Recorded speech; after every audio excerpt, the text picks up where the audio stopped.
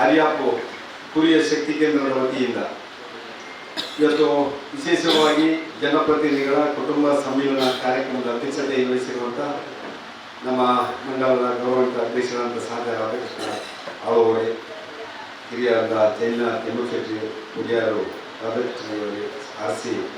ನಾರಾಯಣರೇ, ನಮ್ಮ ಪಕ್ಷದ ಎಲ್ಲ ಪದಾಧಿಕಾರಿ ಬಂಧುಗಳೇ, ಸೇರಿರುವಂಥ ಜನಪ್ರತಿನಿಧಿಗಳಿಗೆಲ್ಲ ನಮ್ಮ ಭಾರತೀಯ ಜನತಾ ಪಾರ್ಟಿಯ ಹಿತೈಷಿಗಳೇ,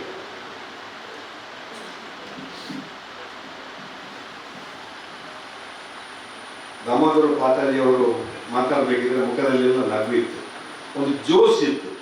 ಸಂಜೆ ಮಟ್ಟಂದ್ರು ಮಾತಾಡಬೇಕಿದ್ರೆ ಸ್ವಲ್ಪ ತಲೆ ಬಗ್ಗಿಸಿ ಕೂತಿದ್ದೀರಿ, ಬೇರೆ ಕಾಲದೇನು ಬಂದಿರುತ್ತೆ. ನಾನು ಭಾಷಣ ಮಾಡೋದಿಲ್ಲ. ನಾವೆಲ್ಲ ಯಾಕೆ ಬಿಜೆಪಿಗೆ ಬಂದಿದ್ದೇವೆ ಅಂತ ಹೇಳ್ಬೋದಾ? ಈಗ ಬಿಜೆಪಿಗೆ ದಾರಿ ಗೊತ್ತಲ್ಲ, ಕಾಂಗ್ರೆಸ್, ಜನತಾದಳ, ಭಾರತೀಯ ಕಮ್ಯುನಿಸ್ಟ್ ಪಾರ್ಟಿ, BSP, ಬೇರೆ ಬೇರೆ ಪಾರ್ಟಿ ಉಂಟು. ಯಾಕೆ ನಾವು ಬಿಜೆಪಿಗೆ ಬಂದಿದ್ದೇವೆ? ಯಾರು ಒಬ್ಬ ಏನು ನರೇಂದ್ರ ಮೋದಿ ಈಗಿದ್ದಾರೆ ಹಿಂದೆ, ನೀವು ನರೇಂದ್ರ ಮೋದಿ ಹಿಂದೆ ಬಿಜೆಪಿಗೆ ಬಂದಿರ್ಬೋದು ಅಂತ ಭಾವಿಸ್ತೇನೆ. ಯಾಕೆ ನಾವು ಬಿಜೆಪಿಗೆ ಬಂದಿದ್ದೇವೆ? ಯಾಕೆ ನಾನು ರಾಜಕೀಯ ಕ್ಷೇತ್ರಕ್ಕೆ ಬಂದಿದ್ದೇನೆ? ಯಾರಾದ್ರೂ ಉತ್ತರ ಕೊಡ್ಬೋದಾ? ದಯವಿಟ್ಟು ಮುಗಿಸಿ, ಯಾಕಂದ್ರೆ ಅರ್ಧ ಗಂಟೆ ಕೊಟ್ಟಿದ್ದಾರೆ. ಅವ್ರು ಹೇಳಿದಾಗೆ ಸಮಯ ಬರೀತಿದೆ. ಚುಟುಕಾಗಿ ಹೇಳಿ.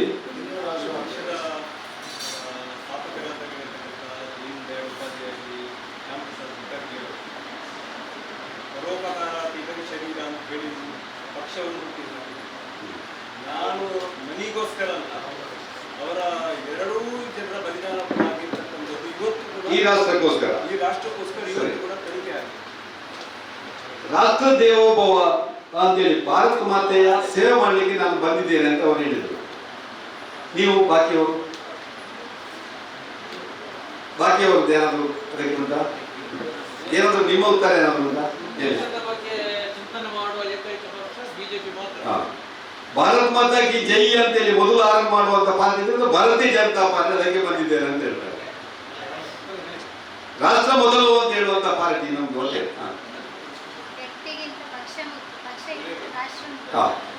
ಅವರ ಧ್ಯೇಯ, ಬಿಜೆಪಿಯ ಧ್ಯೇಯವನ್ನು ಒಪ್ಪಿಕೊಂಡು ವ್ಯಕ್ತಿ ನಶ್ವರ, ಅದಕ್ಕಿಂತ ಮಿಕ್ಕಿ ಈ ಪಾರ್ಟಿ, ಅದರಿಂದಲೂ ಮಿಕ್ಕಿ ಈ ರಾಷ್ಟ್ರ ಅಂತೇಳಿ ನಾನು ಬಂದಿದ್ದೇನೆ ಅಂತ ಹೇಳೋದನ್ನು ನಮ್ಮ ಪಂಚಾಯತಿನ ಉಪಾಧ್ಯಕ್ಷರು ಲೇಖ ಮಾಡಿದ್ರು. ಸರಿ, ಇನ್ನು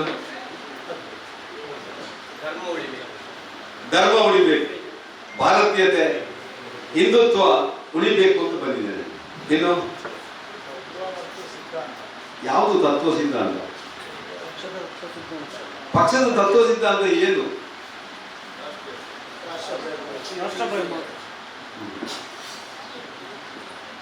ಬಿಜೆಪಿ ಅಸ್ತಿತ್ವಕ್ಕೆ ಬರಬೇಕಿದ್ರೆ ಒಂದು ಪಂಚನಿಷ್ಠೆ ಅಂತ ಇಟ್ಟುಕೊಂಡು, ಏನು ಪಂಚನಿಷ್ಠೆ ಅಂತೇಳಿ ಚಂದ್ರಶೇಖರ್ ಉಲ್ಲೇಖ ಮಾಡಿದ್ರು. ಅದೇ ನಮ್ಮ ತತ್ವ ಸಿದ್ಧಾಂತ. ಏನು ಪಂಚನಿಷ್ಠೆ? ಏನು ಉಲ್ಲೇಖ ಮಾಡಿದಾರಲ್ಲ, ರಾಷ್ಟ್ರೀಯತೆ, ರಾಷ್ಟ್ರೀಯ ಸಮಗ್ರತೆ, ಪ್ರಜಾಪ್ರಭುತ್ವ, ಸರ್ವಧರ್ಮ ಸ್ವಭಾವ, ಮೌಲ್ಯಾಧಾರಿತ ರಾಜಕಾರಣ, ಈ ಎಲ್ಲ ವಿಚಾರಕ್ಕೋಸ್ಕರ ಒಂದು ಪಕ್ಷ ಅಸ್ತಿತ್ವಕ್ಕೆ ಬರುತ್ತೆ, ಭಾರತೀಯ ಅಸ್ತಿತ್ವಕ್ಕೆ ಬರುತ್ತೆ. ಆ ಪಂಚನಿಷ್ಠೆಯ ಆಧಾರದಲ್ಲಿ ಇವತ್ತು ಭಾರತೀಯ ಜನತಾ ಪಾರ್ಟಿ ಈ ದೇಶದಲ್ಲಿ ಪಂಚಾಯಿತಿಯಿಂದ ಪಾರ್ಲಿಮೆಂಟ್ ತನಕ ಆಡಳಿತವನ್ನು ಮಾಡ್ತಾ ಇದೆ. ಪಂಚನಿಷ್ಠೆಯನ್ನು ಬಿಟ್ಟು ನಮ್ಮ ಬೇರೆ ವಿಚಾರವೇ ಇಲ್ಲ. ಈ ದೇಶಕ್ಕೆ ಒಂದು ಸಂವಿಧಾನ ಇದೆಯಾ?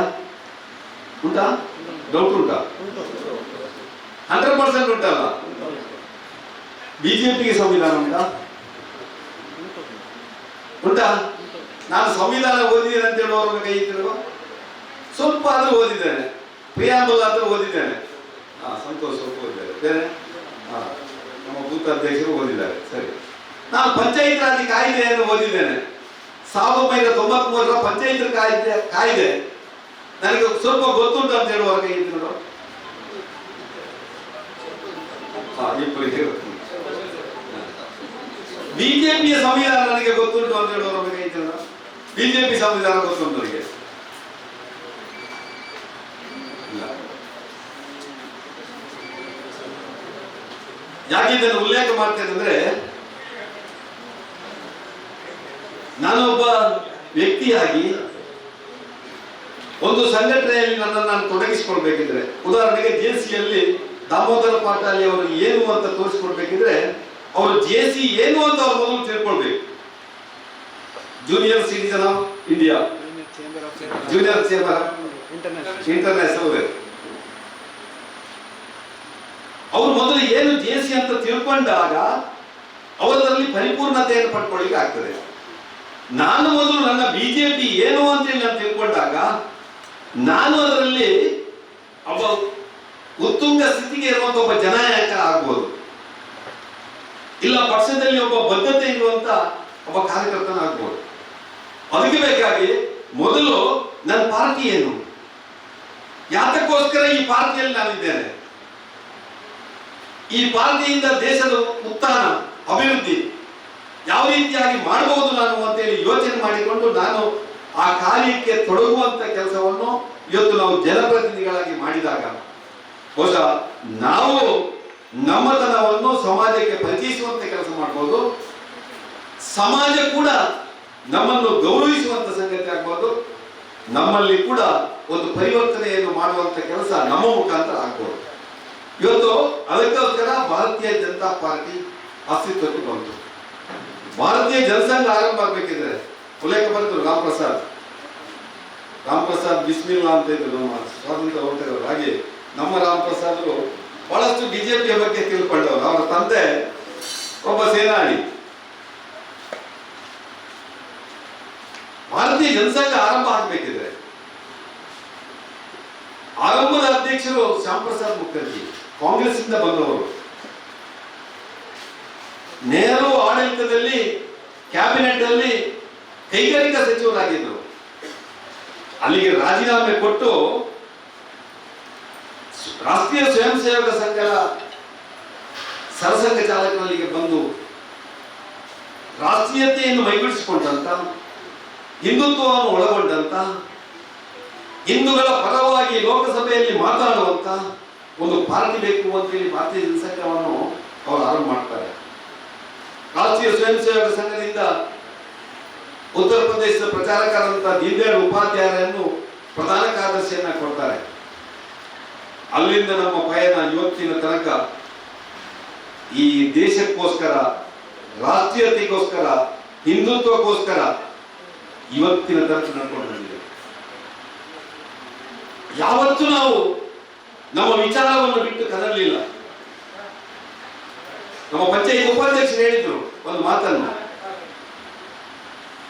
ವ್ಯಕ್ತಿಗಿಂತ ಪಕ್ಷ ದೊಡ್ಡದು, ಪಕ್ಷಕ್ಕಿಂತ ದೇಶ ದೊಡ್ಡದು ಅಂತ ಹೇಳಿ. ಯಾವಾಗ ಸಾಬೀತಾಗಿದ್ದು ಯಾರು ಹೇಳ್ಬೋದಾ? ಆ ಮಾತು ಯಾವಾಗ ಸಾಬೀತಾಗಿದೆ? ಯಾರು ಉಲ್ಲೇಖ ಮಾಡ್ಬೋದಾ? ಯಾರು ಉಲ್ಲೇಖ ಮಾಡ್ಬೋದಾ? ಯಾವಾಗ? 1975ರಲ್ಲಿ ತುರ್ತು ಪರಿಸ್ಥಿತಿ ಬಂತು.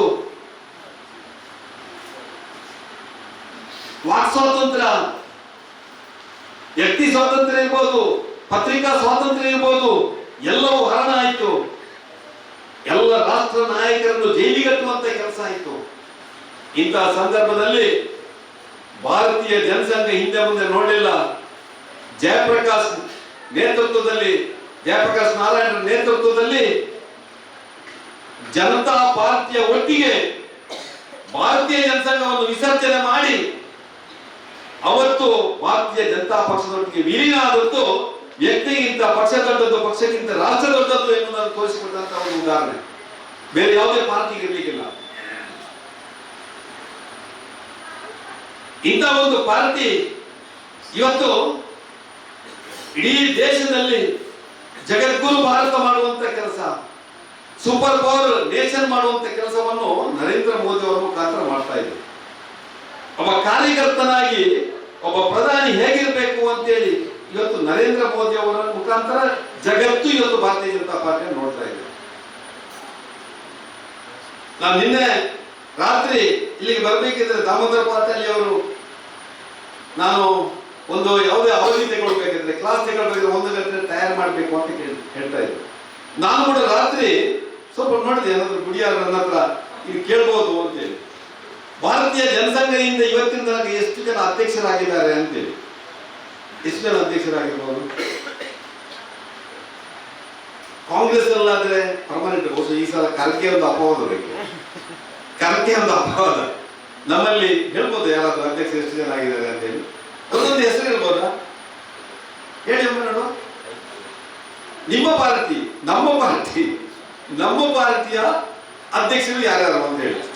ರಾಷ್ಟ್ರೀಯ ಪಾರ್ಟಿ ಮತ್ತೆ ರಾಜ್ಯದ ಹೇಳುವ, ಮತ್ತೆ ಸುನಿಂದ ಹೇಳಿ, ಜನಸಂಘದಿಂದ ಹೇಳಿ. ಶ್ಯಾಮ್ ಪ್ರಸಾದ್ ಮುಖರ್ಜಿ,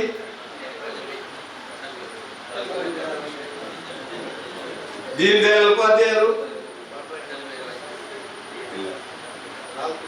ಅಟಲ್ ಬಿಹಾರಿ ವಾಜಪೇಯಿ, ಲಾಲ್ ಕೃಷ್ಣ ಅಡ್ವಾಣಿ, ಮುರಳಿ ಮನೋಹರ್ ಜೋಶಿ, ಕುಷ್ಕೋ ಠಾಕ್ರೆ, ಜಾನ ಕೃಷ್ಣಮೂರ್ತಿ, ಬಂಗಾರ ಲಕ್ಷ್ಮಣ್, ವೆಂಕಯ್ಯ ನಾಯ್ಡು, ಸುಷ್ಮಾ ಸ್ವರಾಜ್, ನಿತಿನ್ ಗಡ್ಕರಿ, ರಾಜನಾಥ್ ಸಿಂಗ್, ಆಮೇಲೆ ಅಮಿತ್ ಶಾ, JP ನಡ್ಡಾ. ಒಂದು ಯಾವ್ದು ಬಿಟ್ಟೋಯ್ತು ನನಗೆ, ಅದೇ ಒಂದು ಯಾವ್ದು ಬಿಟ್ಟೋಯ್ತು, ಸಾರಿ, ನನಗೂ ಸ್ವಲ್ಪ ಕನ್ಫ್ಯೂಸ್ ಆಯ್ತು. ಆಯ್ತು, ರಾಜ್ಯದ ಅಧ್ಯಕ್ಷರು ಹೇಳ್ಬೋದಾ ಎಲ್ಲಿಂದ ಆರಂಭ ಆಯ್ತು ಅಂತೇಳಿ?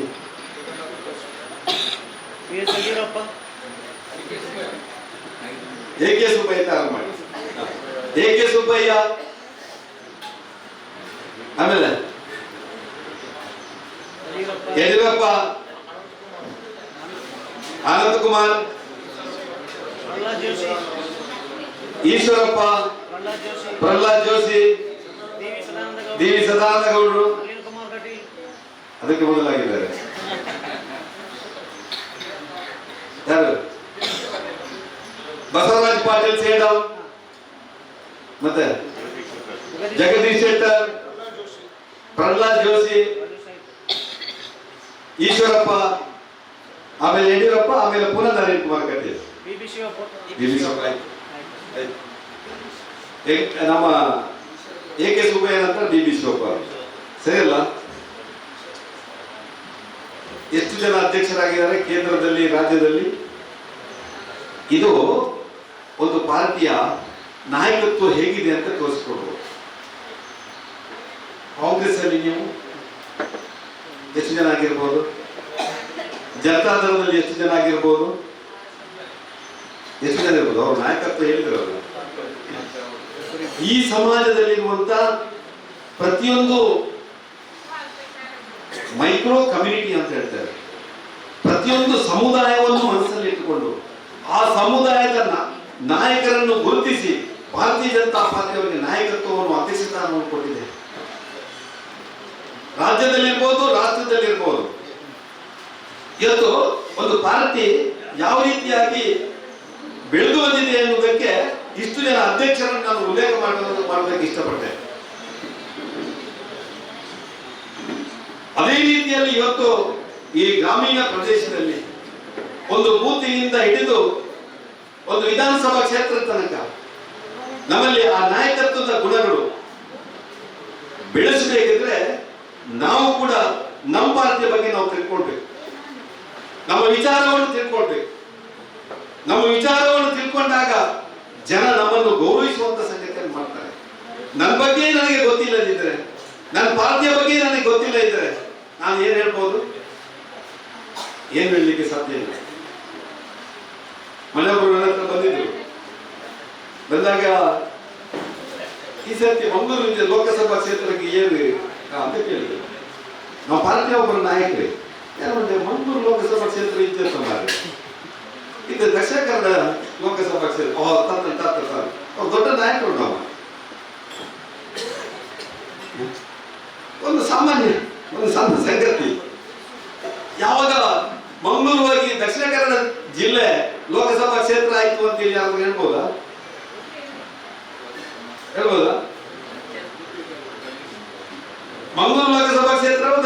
ಲೋಕಸಭಾ ಕ್ಷೇತ್ರವ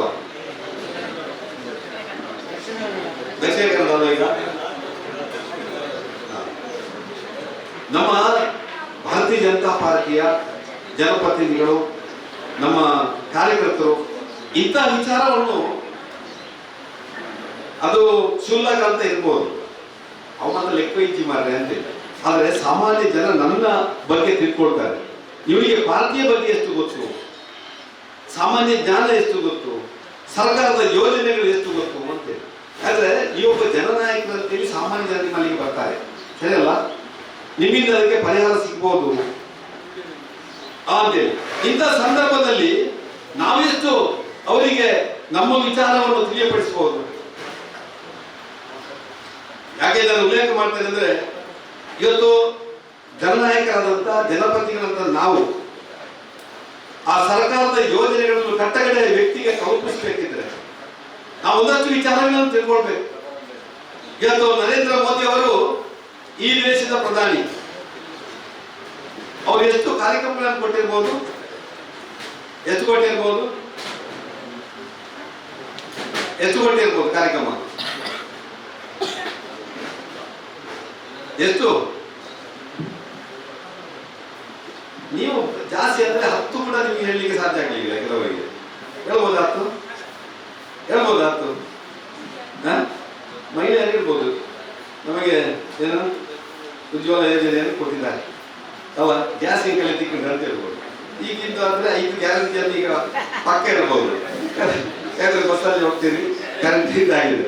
ಆದರೆ ಮೋದಿಯವರ ಕಾರ್ಯಕ್ರಮ 700 ಕಾರ್ಯಕ್ರಮವನ್ನು ಜನಸಾಮಾನ್ಯರಿಗೆ ಕೊಟ್ಟಂತ ಏಕೈಕ ಪ್ರಧಾನಿ ನರೇಂದ್ರ ಮೋದಿ. ನಾವದನ್ನು ಅನುಷ್ಠಾನ ಮಾಡ್ತಾ ಇದ್ದೇವ, ನಾನು ಅದನ್ನು ತಿಳ್ಕೊಂಡಿದ್ದೇನೆ. ಆ 700 ಕಾರ್ಯಕ್ರಮಗಳು ಇವತ್ತು ಈ ದೇಶದ 140 ಕೋಟಿ ಜನರಿಗೆ ಕೊಟ್ಟಂತ ಕಾರ್ಯಕ್ರಮ. ಹೀಗೆ ಜನಪ್ರತಿನಿಧಿಗಳಾದಂತ ನಾವು ಒಂದಷ್ಟು ಪಕ್ಷದ ಬದ್ಧತೆಯನ್ನು ಇಟ್ಟುಕೊಂಡು, ಪಕ್ಷದ ವಿಚಾರವನ್ನು ತಿಳ್ಕೊಂಡು ನಾವು ಬೆಳೆಯಬೇಕು, ಪಕ್ಷವನ್ನು ಬೆಳೆಸಬೇಕು. ಈ 2 ಜವಾಬ್ದಾರಿ ಇದೆ ನಮಗೆ, 2 ಜವಾಬ್ದಾರಿ ನಮಗಿದೆ. ನಾವು ಧಾರ್ಮಿಕ ನಾಯಕನಾಗೋದು ಸುಲಭ, ದಾಮೋದರ ಪಟ್ಟಲಿ ಅವರೇ ಸರಿಯಲ್ಲ. ಯಾವುದೋ ದೇಶಿಯಲ್ಲಿ ನಾಯಕನಾಗೋದು ಸುಲಭ, ರಾಜಕೀಯದಲ್ಲಿ ನಾಯಕನಾಗೋದು ಅಷ್ಟು ಸುಲಭ ಅಲ್ಲ. ರಾಜಕೀಯ ಕ್ಷೇತ್ರ ಎನ್ನುವಂಥದ್ದು ನಾನು ತಿಳ್ಕೊಂಡಾಗೆ ಅದೊಂದು ವಿಶ್ವವಿದ್ಯಾಲಯ ಇದ್ದಾಗೆ, ಒಂದು ಯೂನಿವರ್ಸಿಟಿ ಇದ್ದಾಗೆ.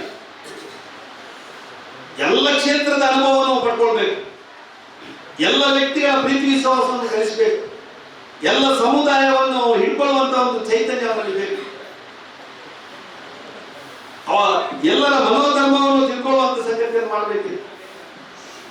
ಈ ರೀತಿ ಆದಾಗ ಮಾತ್ರ ಒಂದು ರಾಜಕೀಯ ಕ್ಷೇತ್ರದಲ್ಲಿ ಯಶಸ್ವಿ ಆಗ್ತಾನೆ. ಅದಕ್ಕೆ ಬೇಕಾಗಿ ಇವತ್ತು ನೀವು ರಾಜಕೀಯ ಕ್ಷೇತ್ರದಲ್ಲಿ ಯಶಸ್ವಿ ನಾಯಕರಾಗಬೇಕು ಅಂತೇಳಿ ಆ ನಾಯಕತ್ವದ ಗುಣದ ಬಗ್ಗೆ ಒಂದಷ್ಟು ಅವಧಿ ತೆಗೆದುಕೊಂಡ್ರು. ಆ ಪಕ್ಷದಲ್ಲಿ ಹೇಗಿರ್ಬೇಕು ಅಂತೇಳಿ ಇವತ್ತು ತಿಳ್ಕೊಳ್ಳುವಂತ ಸಂಗತಿ ಈಗ ನಾವು ಮಾಡ್ತಾ ಇದ್ದೇವೆ. ನಾವು ಪಕ್ಷದಲ್ಲಿರುವಂತದ್ದು, ಪಾರ್ಟಿಯಲ್ಲಿರುವಂತದ್ದು, ಪಕ್ಷವ ಪಾರ್ಟಿಯ ಪಾರ್ಟಿ ಅಲ್ಲ, ಭಾರತೀಯ ಜನತಾ ಪಾರ್ಟಿ ನಮ್ಮ ಅಧಿಕೃತ ಹೆಸರು. ಸಂವಿಧಾನದಲ್ಲಿ ಭಾರತೀಯ ಜನತಾ ಪಾರ್ಟಿಯ ಸಂವಿಧಾನದಲ್ಲಿ ಭಾರತೀಯ ಜನತಾ ಪಾರ್ಟಿ ಅಂತಲೇ ಇರುವಂತದ್ದು. ಭಾರತೀಯ ಜನತಾ ಪಕ್ಷ ಅಂತೇಳಿ ನಾವು ಕನ್ನಡಕ್ಕೆ ಆಗುವುದನ್ನು ಟ್ರಾನ್ಸ್ಲೇಟ್ ಮಾಡಿದ್ರೆ ಅದು ಅಧಿಕೃತವಾಗಿ ಅಲ್ಲ. ಭಾರತೀಯ ಜನತಾ ಪಾರ್ಟಿ ಇವತ್ತು ಪಾರ್ಟಿ ವಿತ್ ಡಿಫರೆನ್ಸ್ ಅಂತೇಳಿ ಒಂದಷ್ಟು ಕಡೆ ನಾವು ಉಲ್ಲೇಖ ಮಾಡ್ತೇವೆ. ಅದನ್ನು ಸಾಬೀತು ಮಾಡಿದಂತ ಉದಾಹರಣೆಗಳು ಎಷ್ಟೋ ಇದೆ. ಆದ್ರೆ ಅಪವಾದಗಳು ಇದೆ. ಯಾಕೆ ಅಪವಾದಗಳು ಬಂತು ಅಂದ್ರೆ, ನಾವು ಅಧಿಕಾರವನ್ನು ಅನುಭವಿಸಬೇಕು, ನಾವು ಜನರಿಗೆ ಏನು ಅಂತ ತೋರಿಸ್ಕೊಡ್ಬೇಕು ಅಂತೇಳಿ ಬೇರೆ ಬೇರೆ ಪಾರ್ಟಿಯ ಪಕ್ಷದ ಜನಪ್ರತಿನಿಧಿಗಳನ್ನು ನಾವು ಕರ್ಕೊಂಡು ಬಂದಾಗ ನಮ್ಮಲ್ಲಿ ಒಂದಷ್ಟು ಬದಲಾವಣೆಗಳಾಗೋದು ಸಹಜ. ಇಂತಹ ಸಂದರ್ಭದಲ್ಲಿ ನಾವು ಹೇಗಿರಬೇಕು ಅಂತೇಳಿ, ಆ ಪಕ್ಷದ ಕಾರ್ಯಕರ್ತರು ಹೇಗಿರಬೇಕು ಅಂತೇಳಿ, ನಮ್ಮ ಬದ್ಧತೆಯನ್ನು ನಾವು ಕಳ್ಕೊಳ್ಳುವಂಥದ್ದು, ನಮ್ಮ ಐಡೆಂಟಿಟಿಯನ್ನು ನಾವು ಹೇಗೆ ಉಳಿಸಿಕೊಳ್ಬೇಕು, ಇದರ ಬಗ್ಗೆ ಕೂಡ ಒಂದಷ್ಟು ಯೋಚನೆಯನ್ನು ಮಾಡುವಂತ ಕೆಲಸವನ್ನು ಮಾಡಬೇಕು. ಇವತ್ತು ವಿಶೇಷವಾಗಿ ಈ ಒಂದು ಕುಟುಂಬ ಸಮ್ಮೇಳನ, ಬಿಜೆಪಿ ಕುಟುಂಬ ಸಮ್ಮೇಳನ, ಬಿಜೆಪಿ ಸದಸ್ಯರ ಕುಟುಂಬ ಹೇಗಿದೆ ಅಂತೇಳಿ ಇವತ್ತು ನಾವು ತಿಳ್ಕೊಳ್ಳುವಂತ ಕೆಲಸ. ಮತ್ತು ಇವತ್ತಿನಿಂದ ಮುಂದಿನ ದಿನಗಳಲ್ಲಿ ನಾವು ಏನು ಜನಪ್ರತಿನಿಧಿಗಳು ಏನು ಮಾಡಬೇಕೆನ್ನುವಂಥದ್ದನ್ನು ಕೂಡ ಒಂದಷ್ಟು ಅನುಷ್ಠಾನ ಮಾಡುವಂತ ಕೆಲಸ ಇವತ್ತು ಇಲ್ಲಿಂದ ಆಗಬೇಕು. ಈ ಎರಡು ಕಾರ್ಯಗಳಾಗಲಿಕ್ಕೆ ಇವತ್ತು ಒಂದು ಸಂತೋಷಪೂರ್ಣದ ರೀತಿಯಲ್ಲಿ ನಮ್ಮ ಗುಡಿಯ ರಾಧನ್ನ ಒಂದು ವ್ಯವಸ್ಥೆಯನ್ನು ಮಾಡಿದ್ದಾರೆ. ನಮ್ಮ ಎಲ್ಲರನ್ನು ಕರೆದಿದ್ದಾರೆ. ವೇದಿಕೆ ದೊಡ್ಡದುಂಟು, ಸಭೆಗಿಂತ ವೇದಿಕೆ ದೊಡ್ಡದುಂಟು. ಅಂದ್ರೆ ಒಂದಷ್ಟು ಪದಾಧಿಕಾರಿಗಳು ಬಂದಾಗ ಆ ಪದಾಧಿಕಾರಿಗಳನ್ನು ಪರಿಚಯಿಸಬೇಕು. ನಾಳೆ ದಿವಸ ನೀವು ಇಲ್ಲಿ ಬರ್ಬೋದು, ನಾವು ಅಲ್ಲಿ ಕೂತ್ಕೊಳ್ಬೋದು. ಇದು ಪರಿವರ್ತನೆ. ಶ್ರೀಕೃಷ್ಣ ಭಗವಂತ ಹೇಳಿದಾರಲ್ಲ, ಪರಿವರ್ತನೆ ಜಗದ ನಿಯಮ ಅಂತ. ಅದು ಹೆಚ್ಚು ಅನ್ವಯ ಆಗೋದು ಭಾರತೀಯ ಜನತಾ ಪಾರ್ಟಿಗೆ, ಬೇರೆ ಎಲ್ಲಿ ಅನ್ವಯ ಆಗೋದಿಲ್ಲ. ಭಾರತೀಯಲ್ಲಿ ಅನ್ವಯ ಹೆಚ್ಚು ಆಗೋದಿಲ್ಲ, ನಮ್ಮಲ್ಲಿ ಜಾಸ್ತಿ ಅನ್ವಯ ಆಗ್ತದೆ. ಅದರಿಂದ ಈ ಪರಿವರ್ತನೆಯ ಕಾಲಘಟ್ಟದಲ್ಲಿ ನಾವು ಕೂಡ ಪರಿವರ್ತನೆಗೆ ಒಗ್ಗಿಕೊಂಡು ನಮ್ಮ ಸ್ಥಾನಮಾನವನ್ನು ಈಗ ಹೇಗುಂಟು ಅದನ್ನು ವೃದ್ಧಿಸಿಕೊಂಡು ಇನ್ನೂ ಬರುವಂತ ಬೇರೆ ಬೇರೆ ಕಾರ್ಯಕರ್ತರಿಗೆ ನಾವು ಅವಕಾಶವನ್ನು ಮಾಡಿಕೊಡ್ಬೇಕು. ಆ ಕಾರ್ಯಕರ್ತರು ಬೆಳಿಬೇಕು. ಇವತ್ತು ಈ ದೇಶದಲ್ಲಿ ಸುಮಾರು 60% ಯುವಜನತೆ ಇದೆ, 40 ವರ್ಷಕ್ಕಿಂತ ಕೆಳಗಿನವರು. ಆ 60% ಜನಸಂಖ್ಯೆಯನ್ನು ಮನಸ್ಸಲ್ಲಿಟ್ಟುಕೊಂಡು ನಾವು ನಮ್ಮ ಸಂಘಟನೆಯನ್ನು ಕಟ್ಟಬೇಕು. ಆ 60% ಜನ ಇವತ್ತು ಮಾನಸಿಕವಾಗಿ ಭಾರತೀಯ ಜನತಾ ಪಾರ್ಟಿಯೊಟ್ಟಿಗೆ ಬರಬೇಕು. ಅವರ ಆ ವಿಚಾರವನ್ನು ತಿಳ್ಕೊಂಡು ನಮ್ಮ ವಿಚಾರವನ್ನು ಅವರಿಗೆ ಮನದಟ್ಟು ಮಾಡುವಂತ ಕೆಲಸವನ್ನು ಮುಂದಿನ ದಿನಗಳಲ್ಲಿ ಮಾಡಬೇಕು. ಅದಕ್ಕೆ ಪೂರಕವಾಗಿ ಪುತ್ತೂರು ವಿಧಾನಸಭಾ ಕ್ಷೇತ್ರದ ಆರ್ಯಾಪುರಿಯ ಪಂಚಾಯಿತಿನ ಆ ಒಂದು ಪಂಚಾಯಿತಿ ಸದಸ್ಯರ ಕುಟುಂಬ ಸಮ್ಮೇಳನ ಅಂತ ಹೆಸರಿಟ್ಟುಕೊಂಡು ಎಲ್ಲ ಸದಸ್ಯರನ್ನು, ಬಹುಶಃ ಪಂಚಾಯಿತಿ ಸದಸ್ಯರನ್ನು ಒಟ್ಟು ಮಾಡಿಕೊಂಡು ಒಂದಷ್ಟು ಅವರು ಈ ಒಂದು ಕಾರ್ಯಕ್ರಮದಲ್ಲಿ ಭಾಗವಹಿಸಿ ಒಂದಷ್ಟು ನಾಯಕತ್ವ ಗುಣಗಳ ಒಟ್ಟಿಗೆ ಪಕ್ಷದ ವಿಚಾರವನ್ನು ತಿಳ್ಕೊಳ್ಳುವಂತ ಕೆಲಸ ನೀವು ಇಲ್ಲಿಂದ ನಮ್ಮ ಮೋಹನ್ ಮತ್ತು ಗುಡಿಯ ರಾಧಾಕೃಷ್ಣ ಅವರ ನೇತೃತ್ವದಲ್ಲಿ ಮಾಡಿದ್ದೀರಾ. ಅದಕ್ಕೆ ನಮಗೆ ಎಲ್ಲರಿಗೂ ಅಭಿನಂದನೆಯನ್ನು ಸಲ್ಲಿಸ್ತಾ, ವಿಶೇಷವಾಗಿ ಗ್ರಾಮ ಪಂಚಾಯತ್ ಅಧ್ಯಕ್ಷ ಉಪಾಧ್ಯಕ್ಷರ ಆ ಒಂದು ಆಯ್ಕೆಯಾಗಿ ಇವತ್ತು ಅವರನ್ನು ಗೌರವಿಸುವಂತ ಕೆಲಸ ಆಗಿದೆ. ಅಧ್ಯಕ್ಷ ಉಪಾಧ್ಯಕ್ಷರ ಆಯ್ಕೆ ಸಂದರ್ಭದಲ್ಲಿ ನಾವೆಲ್ಲ ಒಟ್ಟಿಗೆ ಇದ್ದೇವೆ, ಇಷ್ಟು ಜನ ಒಟ್ಟಿಗೆ ಇದ್ದೇವೆ. ಯಾಕಂದ್ರೆ ನಿಮ್ಮನ್ನು ಅಧ್ಯಕ್ಷ ಉಪಾಧ್ಯಕ್ಷ ಮಾಡಬೇಕು. ಈ ಸವಾಲಿನ ಮಧ್ಯೆ ಇವತ್ತು ಪಾರ್ಟಿಯನ್ನು ಉಳಿಸಿಕೊಳ್ಳುವಂತ ಜನಪ್ರತಿನಿಧಿಗಳನ್ನು ಉಳಿಸಿಕೊಳ್ಳುವಂತ ಕೆಲಸ ಕೂಡ ಆಗಿದೆ. ಆಗ ನಮಗೆ ಕಂಡಿತ್ತು ಅದನ್ನ ಪಂಚಾಯತಿ ಮೆಂಬರ್ನಲ್ಲಿ ಅಂತ ಬದ್ಧತೆ ಬೋರ್ಡು ಪಂಚಾಯತಿ ಮೆಂಬರ್ನಲ್ಲಿಲ್ಲ ಅಂತ. ಪಕ್ಷ ಅಂದ್ರೆ ಏನು ಅಂತ ತಿಳ್ಕೊಳ್ಬೇಕು, ಪಾರ್ಟಿ ಅಂದ್ರೆ ಏನು ಅಂತ ತಿಳ್ಕೊಳ್ಬೇಕು ಅಂತ. ಅದಕ್ಕೆ ಬೇಕಾಗಿ ಇನ್ನು ಮುಂದಿನ ದಿನಗಳಲ್ಲಿ, ಮುಂದಿನ 2-2.5 ವರ್ಷದಲ್ಲಿ ನಮ್ಮ ಪಂಚಾಯತ್ ಸದಸ್ಯರು ಅಭಿವೃದ್ಧಿ ಮತ್ತು ಸಂಘಟನೆಯನ್ನು ಹೇಗೆ ಮಾಡಬೇಕು ಅಂತೇಳಿ ಇವತ್ತಿನಿಂದ ಈ ಆರ್ಯಾಪಿನಿಂದ ಮುಂದಿನ ಬೇರೆ ಬೇರೆ ಪಂಚಾಯಿತಿಗಳಲ್ಲಿ ನಾವು ಕಾರ್ಯಕ್ರಮಗಳನ್ನು ಆಯೋಜನೆ ಮಾಡುವ ಮುಖಾಂತರ ನಮ್ಮ ಜನಪ್ರತಿನಿಧಿಗಳಂತ ಶ್ರೀನಿವಾಸ್ ಪೂಜಾರಿ ಅವರು, ಪ್ರತಾಪ್ ಸಿಂಗ್ ನಾಯಕರು ಇವರೆಲ್ಲ ಕರೆದು ಒಂದೊಂದು ಅವಧಿಯನ್ನು ತೆಗೆದುಕೊಂಡು ಪರಿಣಾಮಕಾರಿಯಾಗಿ ಪಂಚಾಯತ್ ಸದಸ್ಯರು ಕೆಲಸ ಮಾಡಲಿಕ್ಕೆ ಆ ಕಾರ್ಯಕಾರಗಳಾಗಬೇಕು ಅಂತೇಳಿ ಯೋಚನೆ ಮಾಡಿದ್ದೇವೆ. ಅದಕ್ಕಾಗಿ ಇವತ್ತು ನಮಗೆ ಆರಂಭದಲ್ಲಿ ಈ ಒಂದು ವ್ಯವಸ್ಥೆಯನ್ನು ಮಾಡಿದಂಥ ಗುಡಿಯಾರ ಮತ್ತೆ ನಮ್ಮ ಮೋಹನ್ರಿಗೆ ನಾನು ಮಾಜಿ ಶಾಸಕರ ನೆಲೆಯಲ್ಲಿ ಕೃತಜ್ಞತೆಯನ್ನು ಸಲ್ಲಿಸ್ತಾ, ಎಲ್ಲ ನಮ್ಮ ಪಂಚಾಯತ್ ಸದಸ್ಯರು ಬಹಳ ಉತ್ಸಾಹದಿಂದ ಇದರಲ್ಲಿ ಭಾಗವಹಿಸಿದ್ದೇವೆ.